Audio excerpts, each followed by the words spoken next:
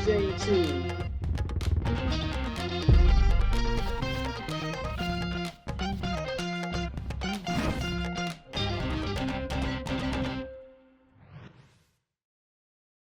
Oi, Brasil! Oi, você aí, nosso querido telespectador que está conectado no YouTube ou está ouvindo no futuro no Spotify. Tenho aqui comigo um grande aluno da mentoria de 2024, Eduardo Pessoa Júnior, que foi aprovado na USP Ribeirão em Neurologia, mantendo a nossa tradição. Não sei se você lembra, a gente teve a Letícia Scorcia, uma aluna minha, lá na temporada 1, também aprovada em USP Ribeirão. Então eu queria agradecer o Edu, porque afinal de contas, o Edu, meu filho, para você saber como é que ele chegou aqui, quantas horas de carro, tá? Pensando nesse ir e voltar, né? Demorou para você chegar aqui, Edu. Nossa, bom dia. Queria agradecer a oportunidade, né, de participar do podcast. E quantas horas de carro? Olha, foram bastante, porque eu com a minha noiva, nós íamos de carro e nós fomos até Curitiba, dormimos lá e seguimos até Ribeirão Preto para fazer a primeira parte da mudança. E nesse dia a gente escolheu a dedo, parece, né? A BR-116 lá no Paraná estava bloqueada. Então nós viemos por dentro ali. Passou a Piaí, na fronteira de São Paulo. Foram 4 horas e meia só de estrada simples, sem acostamento. Daí depois nós pegamos ali o estado de São Paulo e veio tranquilo. Mas demorou ali umas 10, 12 horas depois de Curitiba. Por isso, você que está vendo o nosso episódio tem que lembrar o esforço que o Edu fez, não apenas para conquistar a vaga, mas para estar aqui gravando o nosso episódio. Então, por isso, Edu, antes de mais nada, queria agradecer com todo o meu coração, de verdade, por você ter vindo e ter separado um espaço do seu tempo para estar aqui com a gente no episódio de hoje, tá bom? Então, vamos começar do começo, Edu. Só um aviso aí aos navegantes para quem está olhando esse episódio. Estamos de casa nova. Queria apresentar para vocês aqui o nosso cenário. Obviamente, algumas coisas vão ser modificadas. Eventualmente, vou ter que gravar no outro estúdio ainda durante essas modificações. Mas aqui está a nossa casa linda e maravilhosa nova. Então, Edu está abrindo a nossa casa. Então, para a gente começar, Edu, conta para quem está nos escutando da onde que você é, cidade, estado, aonde você se formou e há quanto tempo você está formado. Então, primeiro, pessoalmente, ficou muito bonito o estúdio, parabéns. É uma honra estar estreando aqui o estúdio da mentoria. Eu sou de Tubarão, ao sul ali de Florianópolis, em Santa Catarina. Fiz a faculdade Morei muito tempo em Florianópolis, assim, a maior parte da vida, e fiz a faculdade em Francisco Beltrão, no Paraná, no interior do Paraná, no sudoeste. E me formei ali no início de 2022, por conta da pandemia, deu um pouco de atraso. Trabalhei até o fim de 2024, iniciozinho aqui de janeiro desse ano, e agora eu vou fazer o R1 ali na USP de Ribeirão Preto, estou muito animado para isso. Eu também, eu pulo com cada aprovação de vocês. Eu pulo tanto quanto, às vezes até mais alto que alguns alunos, assim. Cara, é muito bom receber vocês e ver essas aprovações. E pra gente agora, que a gente já tem pelo menos o background aqui do Edu, vamos começar nossa conversa sobre você acha que 2024, né, pensando em janeiro de 2024, olhando como se a gente tivesse o ano todo de 2024 pela frente. Você tinha ideia de todas as coisas que iriam acontecer ao longo de 2024? Ou melhor, deixa eu refazer essa pergunta. Será que se a gente olhasse para trás, 2024 foi um ano onde deu tudo certo? Vamos começar daí. Então, com certeza, não, né? 2024 foi um dos anos mais conturbados, assim, no sentido de coisas além da medicina que eu tive que fazer. Teve um familiar muito importante para mim que teve um problema seríssimo de saúde, né?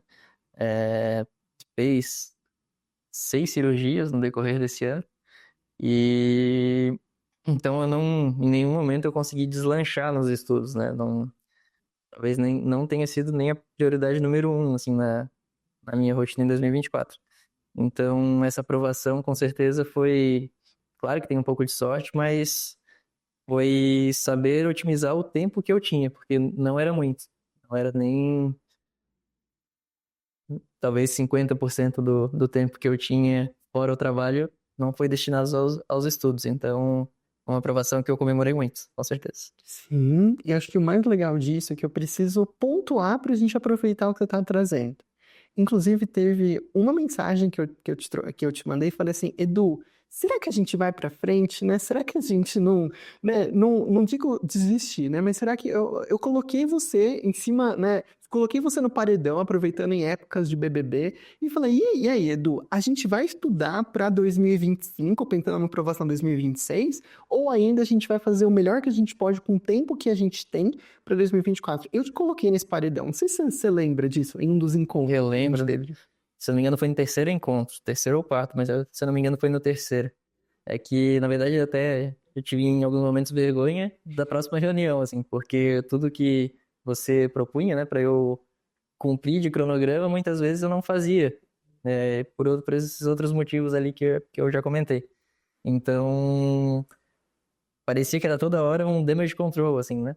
Um controle de danos pra, poxa, você não conseguiu fazer esse cronograma, vamos redesenhar o cronograma para que seja factível, exista a possibilidade de você passar numa grande instituição. Então, para isso, assim, com certeza a mentoria teve um papel fundamental nessa aprovação, né? Porque a todo momento você teve que redesenhar. Então, por mais que eu tivesse um planejamento fixo de como seria um ano ideal, visto que o ano não foi ideal, eu fiz o possível, né? Você desenhou e eu cumpri o cronograma possível que fosse factível eu ter esse resultado. E assim, essa flexibilidade é algo que eu quero muito que as pessoas que estejam vendo esse episódio se lembrem.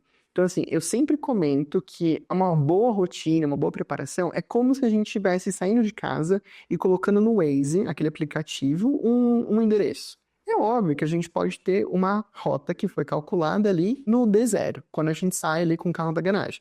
Só que ao longo do caminho, o Waze vai vendo se teve um acidente, né? Como você comentou ali da BR, tá? Beleza. Será que existe uma outra forma? E a gente vai sempre recalculando as rotas. E tem aluno, Edu, que não tem essa flexibilidade. Que, infelizmente, muitos teriam abandonado nesse cenário, porque teriam falado: olha, eu não fiz a melhor preparação que eu poderia ter feito, então eu já vou abandonar aqui o barco, que 2025 venha de estudo para uma aprovação em 2026. Muitos alunos teriam pensado isso, tá? Muitos.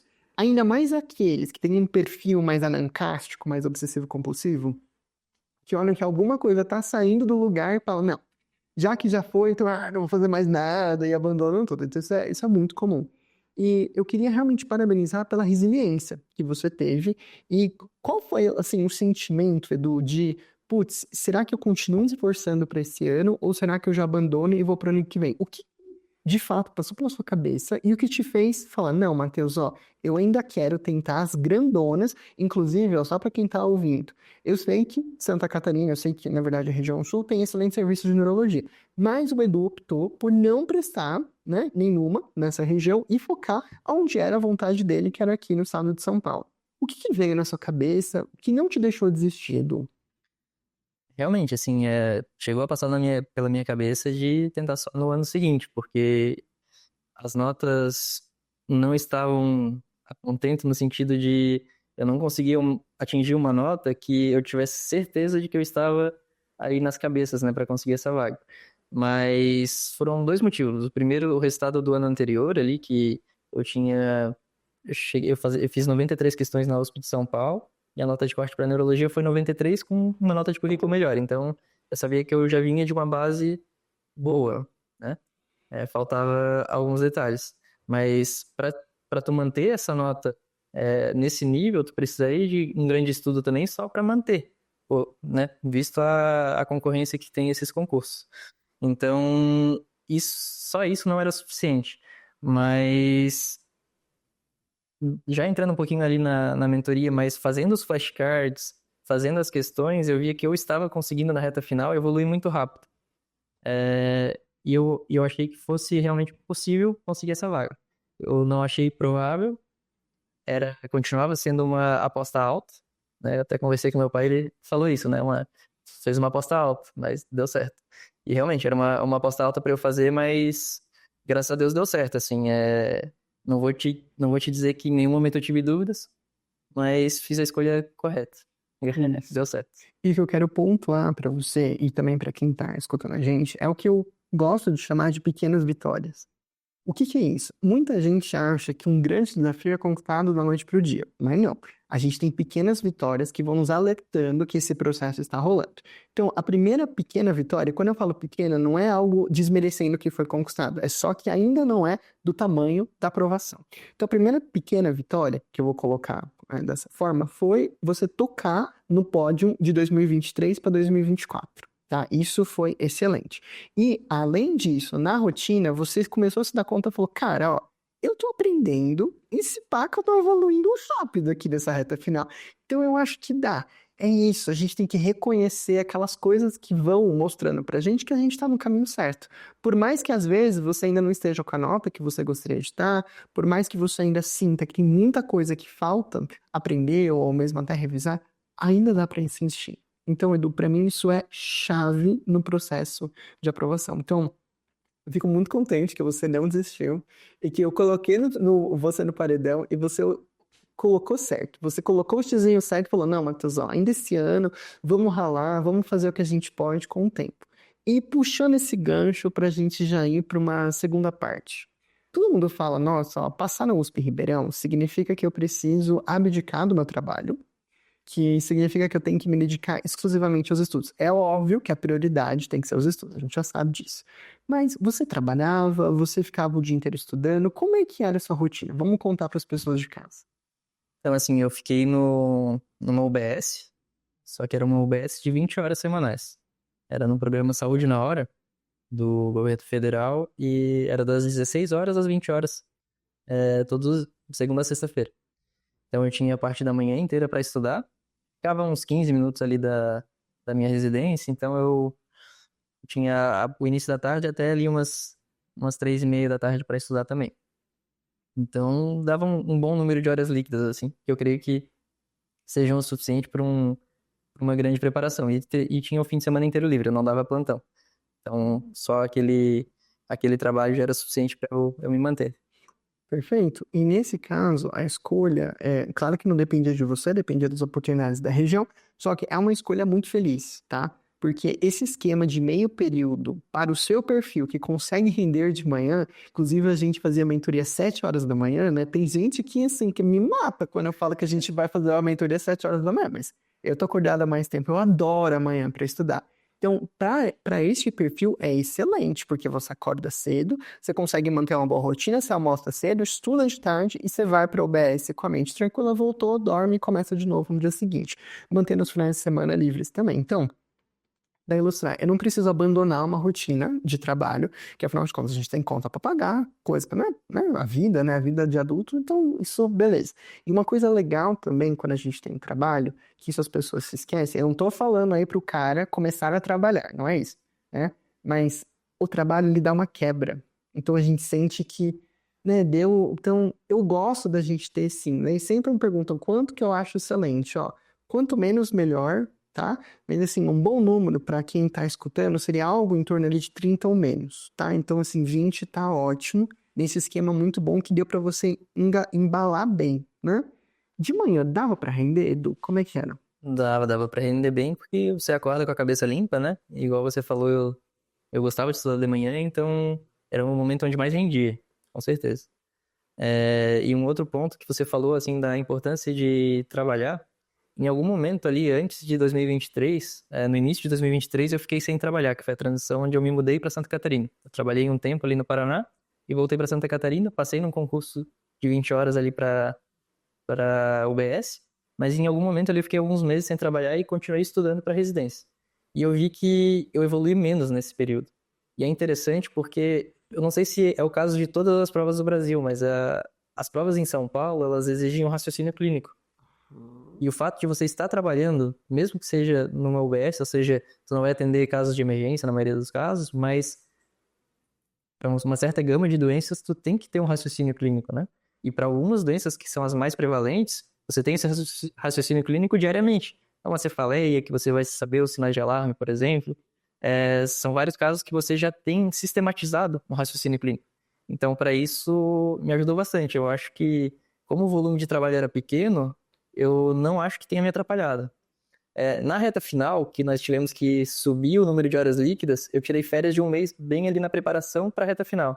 E nesse caso, nesse contexto específico, eu acho que foi bom eu ter as 24 horas do dia para poder focar só na prova de residência. Exato. E isso é muito legal. Então, tem duas coisas que eu quero comentar aqui. A primeira, que é o aumento da liquidez no PL Prova. Isso é algo que a gente faz na mentoria, isso é algo que eu indico. Então, assim, a depender de quanto que cabe, né, no porta-malas de cada um, mas se a gente tiver uma rotina de 20 a 25 horas, dá para subir para uns 25 a 30, e quem tá no 25 a 30, dá pra gente tentar negociar um 30 a 35. Esse aumento, ele é bem saudável nesse prova, porque afinal de contas, depois da última prova, é descanso absoluto, né? Então, assim, beleza, a gente consegue dar esse gásinho a mais.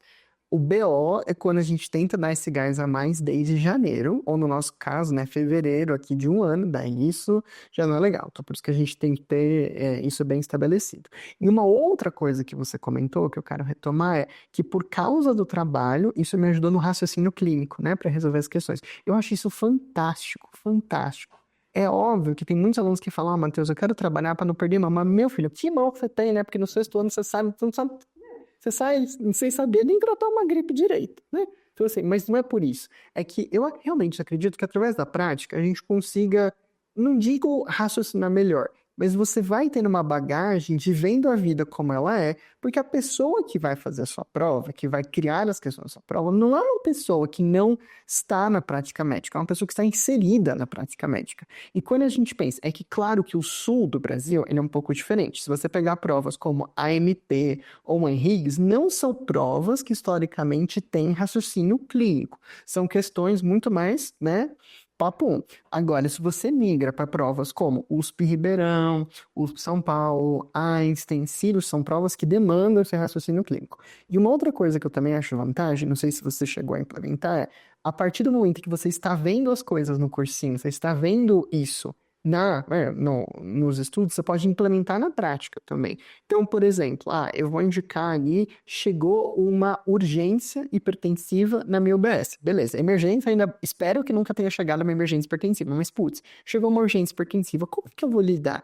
Bem, obviamente, você aprendeu o protocolo, você pode implementar isso na prática. Isso ajuda também a gente sedimentar as coisas. Ou fazer um manejo de hipertensivos na atenção básica. Ou melhor, fazer um manejo de diabetes. Pensando já, puxando a sardinha para a segunda fase, você já viu que já ensinar a usar insulina no posto? Já, sim. E igual você falou da urgência hipertensiva, mas não só, né? Qualquer doença mais prevalente no posto de saúde, você tem essas aulas e questões na prova de residência. Então, isso com certeza ajuda bastante e ajuda, inclusive, a população, né? Porque muitas vezes o médico que está lá, mais no interior, ele é um médico que não se atualiza tanto quanto alguém que está estudando para uma prova de residência. Então, tu percebe que tu consegue ajudar os pacientes, inclusive, né? Durante o estudo para residência, quando você também trabalha. Então isso achei muito importante, assim, ajuda a sedimentar, igual você falou, assim, depois talvez nós entremos no assunto da prova prática, mas o fato de você sistematizar e sedimentar esse conteúdo de forma natural, que quando você precisa dessa informação, isso vem à mente muito rápido, isso é muito importante para a prova prática. Com certeza é uma das partes fundamentais ali do estudo para a prova prática. E para a gente fechar essa parte, então, tem muito aluno que fala, Matheus, eu gostaria de não ter que trabalhar. Beleza, mas já que você tem que trabalhar, vamos focar em tornar esse trabalho como uma quebra de ambiente de estudo bom para a gente ter essa mudança de ar, mas também vamos enxergar esse trabalho como uma possibilidade, e isso pode ser em qualquer coisa, em qualquer âmbito. Sempre dá para a gente aplicar algum conceito da prova de residência no nosso trabalho, sempre dá. Então, às vezes a gente pegar as cartas que a vida deu ali pra gente, beleza, mas o que eu posso fazer com essas cartas? Entendeu? Fica tudo uma questão de aproveitamento. E eu acho que essa foi uma dica muito boa que você está dando aí, que se caso a pessoa precise trabalhar, que ela comece a aplicar as coisas. Isso também vai ajudar no raciocínio aí para as provas mais complexas. Muito bom. Agora que a gente já falou da rotina, Edu, o que a gente tem de ferramenta de estudo? Então vamos pensar um cara que está escutando a gente, comecinho de janeiro de 2020, de fevereiro, né? Olha, eu já trocando as bolas, né? A gente já está em fevereiro de 2025. Pessoa que tem janeiro de 2025, que ferramenta você fala, meu filho, faz essa ferramenta, isso daqui vai dar bom. O que você tem de instrumentalização de estudos para passar para a gente? Assim, no início do ano, igual nós já comentamos aqui, não é o momento onde você vai dar tudo de si, né? Na minha opinião, você tem que construir uma bagagem da forma que você vai estudar, para você se adaptar a essa forma e lá pro meio, pro fim do ano, você deslanchar nessa forma que você sedimentou bem, né? Então, na mentoria, você ensinou a fazer os flashcards. É um assunto já um pouco batido, assim, por quem fala sobre estudos em alto rendimento, né? Mas eu não esperava que ele teria o efeito que ele teve. É muito interessante. Eu já tinha feito flashcards antes no Anki também, que é o mesmo na plataforma que a gente usa na mentoria, mas você ensinou como deveria ser feito. E isso muda o jogo, né? Quando você faz do jeito que deve ser feito, você ganha tempo. Apesar de perder um pouquinho de tempo para fazer os cards, os flashcards ali, mas se você faz do jeito certo, isso, no fim das contas, ele otimiza o teu tempo. Com certeza. Todo dia de manhã eu fazia, né, os flashcards que você falava para fazer, e como eu fiz do jeito certo, assim, eu ia sedimentando. Então, no fim, eu dominava a doença de Steele só pelos flashcards. Eu nunca tinha visto uma videoaula sobre, né? E tem alguns assuntos prevalentes que são as picuinhas de cada prova, né? Que se você faz os flashcards, aquela bicha cabeluda, né? Aquele assunto espinhoso, vira um assunto tranquilo. E até para prova prática, assim, como os flashcards eles te ajudam a sistematizar o assunto, isso foi muito importante para você ter um raciocínio rápido na prova prática. Então, importante. E sobre flashcards, era gostoso, Edu, acordar todos os dias e zerar? Eu sempre faço essa pergunta, eu sei que quem escuta esse podcast há mais tempo fala, meu Deus, de novo, mas deixa eu ver o que o Eduardo Pessoa Júnior vai falar. Olha, não. Depende do flashcard. Se era um flashcard novo, eu não achava ruim, eu achava interessante. Que eu fazia com, muitas vezes, desenho, esquema. Então eu achava interessante fazer. Agora, quando era um assunto que eu já tinha errado pela terceira vez, dava vontade de jogar o computador pela janela, assim, que eu não aguentava mais ver aquele assunto e de novo errando um item, né? Errando um ou outro item. Que o flashcard tem a excelente capacidade de jogar pra gente o nosso erro na nossa cara quantas vezes forem necessário. Isso é bem difícil, especialmente quando a gente tem uma mentalidade imediatista. Quando o aluno ainda não aprendeu a baixar a bola do ego e falar, cara, deixa eu engolir aqui, né? E realmente sentar a bunda e estudar isso, tá? Eu tenho, ó, exemplo prático. Tem alunos que falam, meu Deus, os piores flashcards são de neurodesenvolvimento infantil, de saber os marcos, com quantos meses. Fala, Matheus, eu não entendo por que que tem... Vai, meu filho, cai assim, a gente precisa decorar, precisa memorizar isso, e Brasil, tá? Então, às vezes, essas coisas bem mais... por exemplo, o Bishop de GO. Quando a gente tem o Pop Kill de GO, que são coisas tão abstratas que, com certeza, isso não, a gente não vai ver na prática médica. Ou, pelo menos, não se espera que você saiba fazer Pop Kill na atenção básica. Mas são coisas muito além. A gente precisa de uma coisa que vai martelar, martelar. E eu acho tão lindo e mágico a forma como eu não preciso nem pensar, eu só abro o aplicativo todas as manhãs, já tá lá prontinho. O que que eu preciso fazer? E personalizado, né? Exato. Então, assim, muita gente tem preconceito de começar, porque, Matheus, tem flashcard pronto, eu posso comprar flashcard pronto, por que que eu vou perder meu tempo fazendo os meus? Mas não se compara. Da gente ter algo personalizado e personalizável de acordo com meus estudos. Até em algum momento você me falou, você faz os flashcards próprios e aproveita os flashcards da plataforma do Madpop e pega ou eles na íntegra, se eles tiverem exatamente o conteúdo que você precisa, ou adiciona alguma coisa, retira alguma coisa, personalize do seu jeito. E isso faz toda a diferença. Quando eu conseguia pegar do Madpop, eu pegava, importava pro meu Anki e isso agilizava. Mas quando eu não conseguia, eu fazia os próprios que com certeza tinham mais efeito do que se eu pegasse os prontos de um assunto que eu já dominava, por exemplo, né? Exato, e a gente tem que lembrar que o ganho de fazer flashcard, ele acontece um pouquinho quando a gente cria o flashcard, só que o grande ganho é na revisão, né? É no esforço ali diário. E isso você fez, né? Quando, óbvio que a gente teve intermitências ao longo, né? Por causas externas, mas quando você pegou, Edu, isso foi uma grande marca, de quando pegou, ele engatava e fazia as coisas. E uma outra ferramenta que você citou, brevemente agora, mas que eu quero ativamente expandir, é no sentido de correção. Você falou que muitos dos flashcards vieram de correção de questão. Isso mudou esse ano? Foi algo que você implementou? Vamos falar um pouquinho de correção. O que que você me diz? Então, assim, no ano anterior ali de preparação, eu sempre fiz provas na íntegra e questões e olhava e lia os comentários, né, da plataforma que eu utilizei. E aquilo não virava no flashcard. E eu também não fazia resumo, mas assim, aquilo não virava nada. Só pensava, poxa, errei aquele assunto, não posso mais errar. Mas isso ficava só na minha mente. E hora ou outra eu revia aquela questão e errava a mesma coisa. Ou, às vezes, o que foi bem comum foi no ano anterior ali de preparação, eu cheguei a fazer 90 pontos na USP de Ribeirão Preto em casa, num simulado. Mas por quê? Porque eu pegava uma questão e eu errei um sub-item, né? Você falou do Bishop, por exemplo. Então, lá no trabalho de parto, eu vou ver o colo do útero e vi sobre Bishop e não sei Bishop. Daí eu vou estudar só a parte do Bishop. Isso que eu fazia. Então, eu errava o Bishop e ia estudar só aquilo. Mas não, você fala assim, não. Quando tiver uma questão, você vê o macrotema, então vê que trabalho de parto em si. Você sabe tudo sobre o trabalho de parto, você domina o tema, tudo bem, você bota um flashcard só de Bishop que você não sabe. Agora, se você não sabe, além do Bishop, todo o trabalho de parto, você faz um flashcard conteudista, né, explicativo. E isso fez todo sentido, porque essas grandes provas, elas podem não repetir o microtema, mas em geral elas gostam do macrotema e vão diversificando o que elas gostam de cobrar. E então eu consegui agregar muito conteúdo sem decorar exatamente aquela questão. Eu até decorava, se caísse igual eu ia saber. Mas eu sabia também as outras possibilidades que a banca poderia cobrar, né? E isso dava muita confiança, assim, de que eu consegui agregar o que eu já sabia, eu sabia bem. Isso foi muito importante na minha confiança para fazer as provas. Isso é amadurecimento na hora de corrigir, porque o maior erro, na minha opinião, quando o aluno chega pra mim, ó, Matheus, eu estudei muito, eu fiz 30 mil questões, mas eu não saio de uma porcentagem de acerto. Tenho certeza que esse aluno não faz uma correção crítica.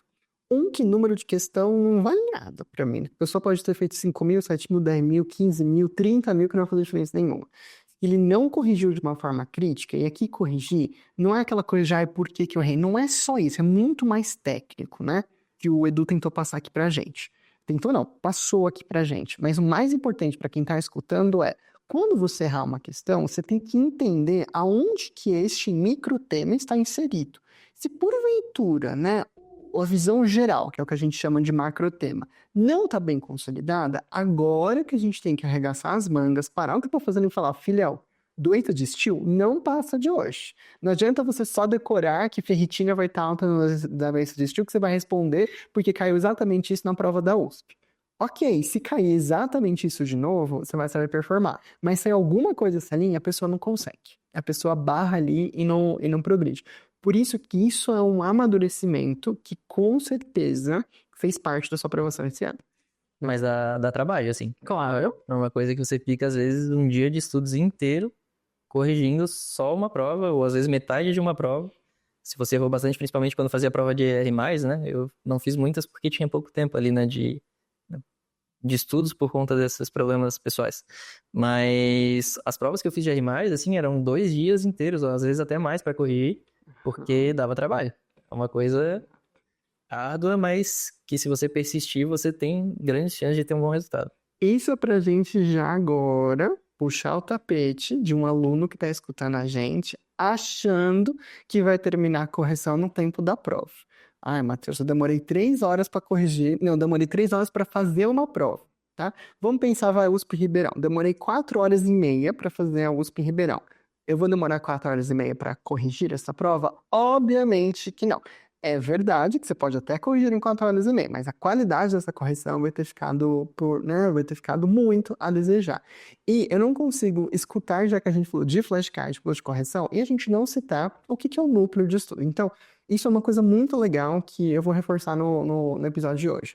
O núcleo, ele é a unidade fundamental da rotina. É a unidade que, se você preservar esse sambinha e não deixar ele morrer, os pontinhos vão aumentar. O núcleo, basicamente, a gente vai ter 2 componentes que se retroalimentam. Então, a gente vai ter provas com questões oficiais de forma periódica. Então, cada semana, cada 2 semanas, vai depender da rotina de cada um. E a gente vai ter a ferramenta de revisão, o Anki, rodando todos os dias. A partir do momento em que eu faço uma prova periódica, pego essas coisas que eu errei, jogo no meu algoritmo do Anki, não deixo essa peteca cair, que eu sei que é difícil, mas não deixa ela cair. Vou revisando. Todos os dias eu estou em dia com absolutamente tudo que eu já fiz, né, na minha preparação, e é um material que não foi feito por terceiros, mas material que eu mesmo fiz. Isso me prepara para a minha próxima prova. Chego na minha próxima prova, não erro mais as coisas do passado, mas erro, obviamente, coisas novas. Pego as coisas novas, transformo em flashcard, etc, etc.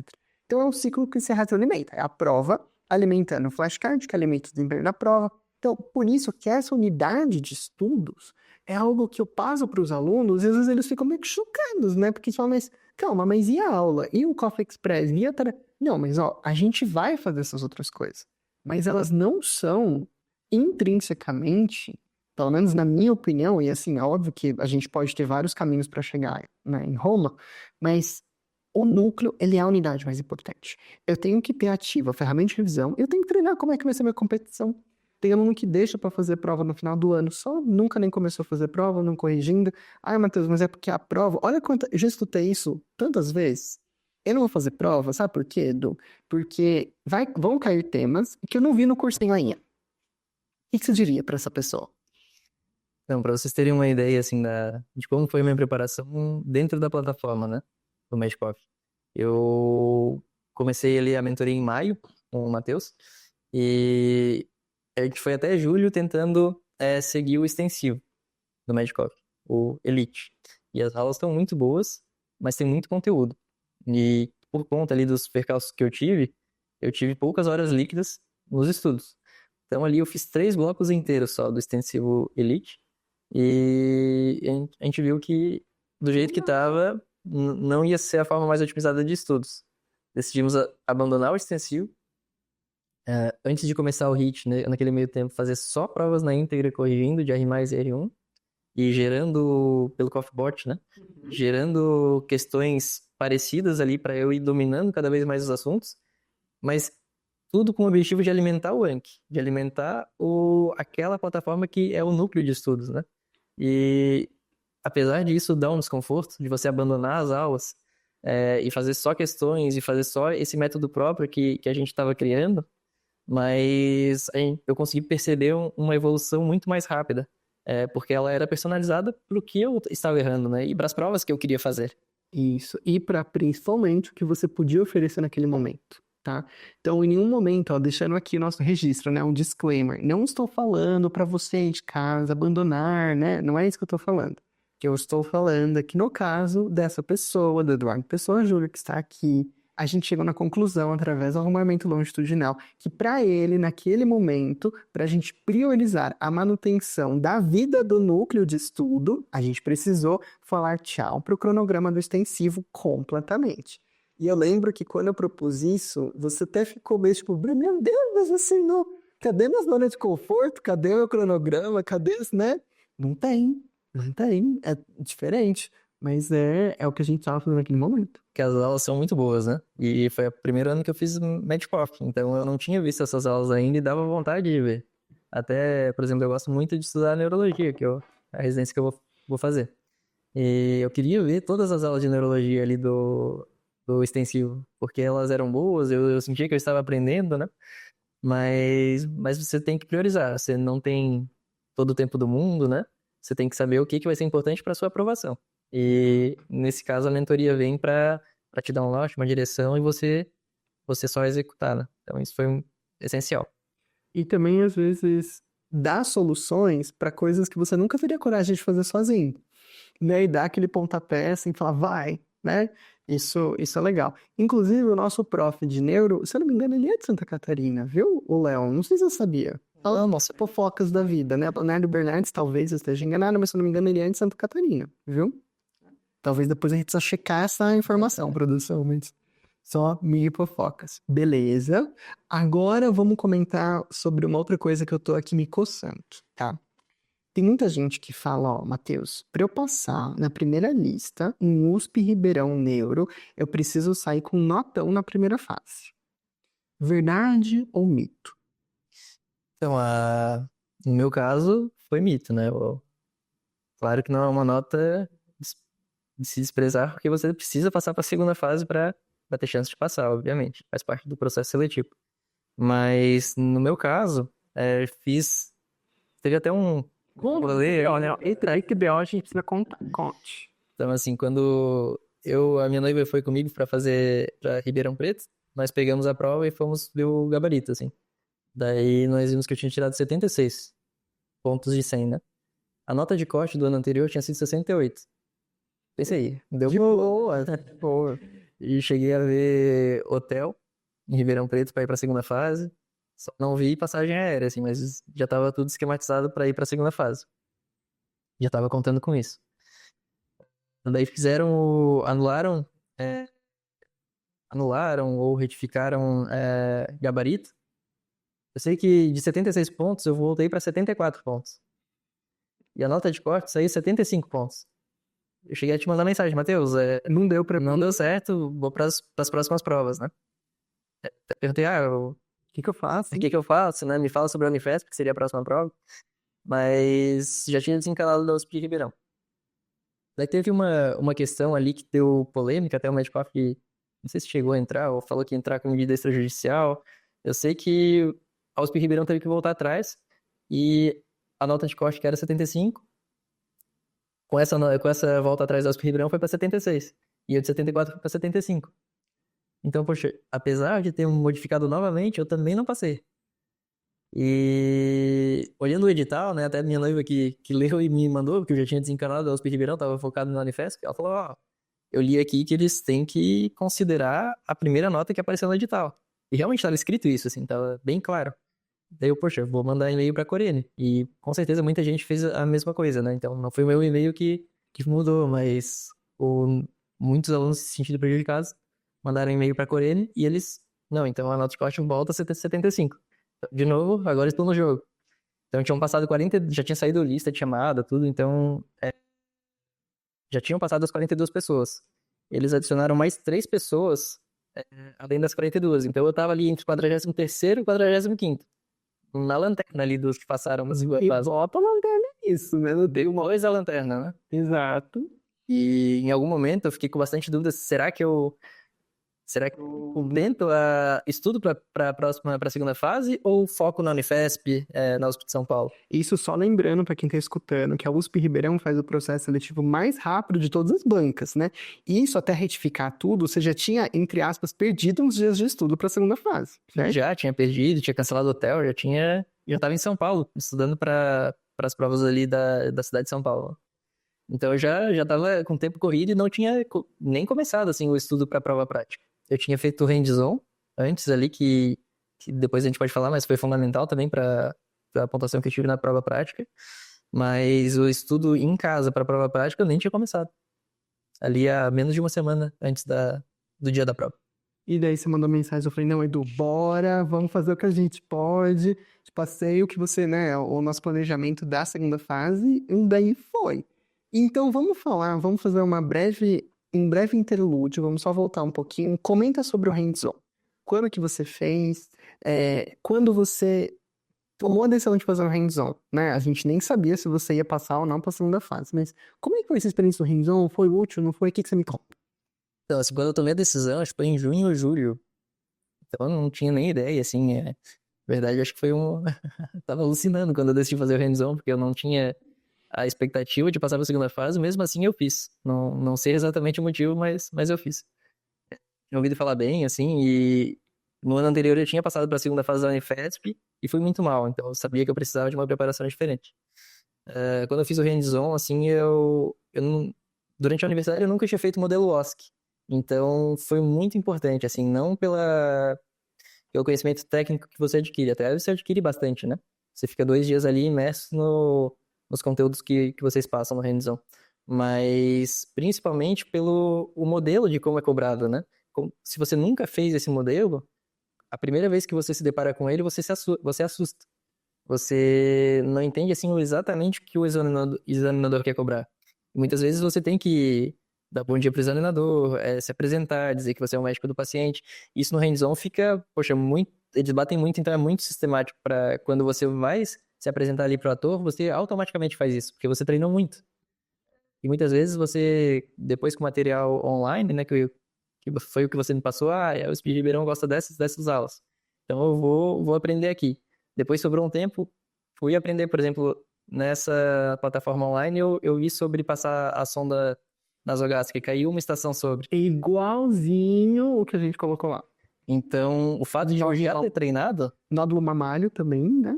Era nódulo mamário que tinha? Tinha nódulo mamário. Isso aqui, essa eu não... Você não chegou nessa, não deu tempo. Não deu tempo.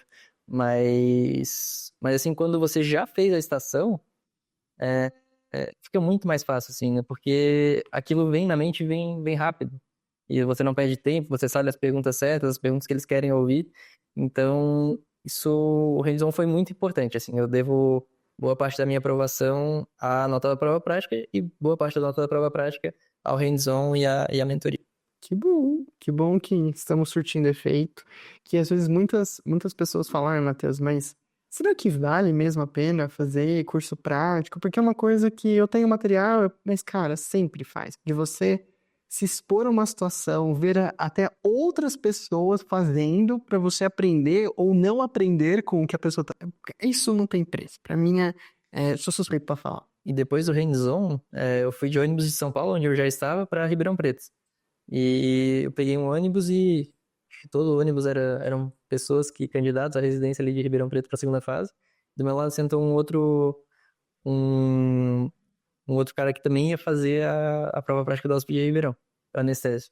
E nós abrimos ali o caderno de físico que vocês entregam no hands-on das estações. Começamos a treinar, assim, 4 horas, eu acho que é a viagem de ônibus São Paulo-Ribeirão.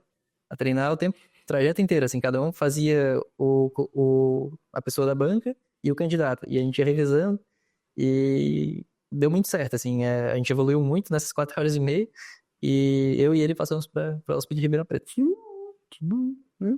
Então, assim, eu acho que isso, assim, acredite ou não, né? Mas eu acho que isso é muito o universo colocando, assim, as coisas que você precisava naquele caminho, naquela hora. Cara, muito bom a gente aproveitar. Putz, beleza, eu poderia ter olhado pra um cara que sentou do meu lado em Ribeirão e ter falado, ah, eu não vou fazer, porque pode ser um concorrente, tudo. Cara, não, né? Vamos estar junto. Isso é muito legal.